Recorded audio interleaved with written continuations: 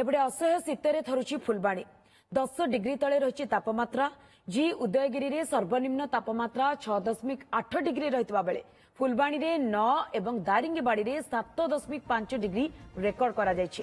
एने अधिक सूचना देउछन्ती आम प्रतिनिधि श्रीनाथ साहू। माघ मासरे बाघ शीत भली वर्तमान कंधमाल जिला शीतरे थरहर होउची। जिले में पारद 10 डिग्री तले रही एवं जदि आम कहवा गतकाली जिलार जी उदयगिरी सबठारु ठंडा सहर भाव देखा जाइथिला। जिले में जी उदयगिरी 6.8 डिग्री सेल्सियस, फुलबाणी रे 9 डिग्री सेल्सियस एवं दारिंगबाड़ी 7.5 डिग्री सेल्सियस रही है। गोपबंध छकरे जो गोपबंध छकरे लोक मैंने बर्तमान निया जाली से निया पाखरे आश्रय नहीं एवं हाथ गोड़ जो जाड़ हो जाऊँगी से जाड़ू मुक्ति पाइबा चेष्टा कर। कौन कहे भाई शीत केमती रही फुलबाणी? शीत तो प्राय रही 10 डिग्री 9 डिग्री सेल्सियस पर्यंत रही।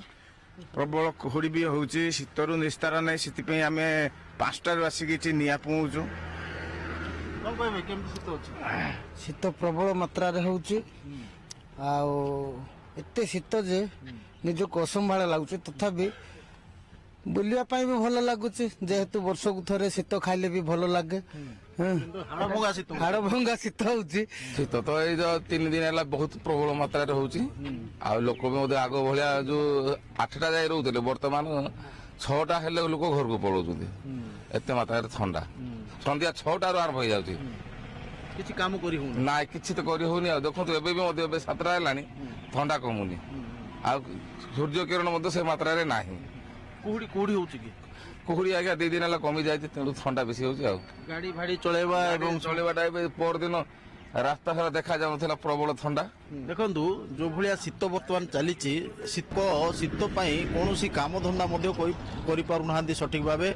लोकंकर शीत जोगु दैनंदिन काम वर्तमान विलंबित हेबार लागिछि। ए हाड़भंगा शीत दाउरु लोक माने बंचिबा पई चेष्टा करुचंदी। कंधमाल जिल्लारू त्रिनाथ साहू, ओटीवी।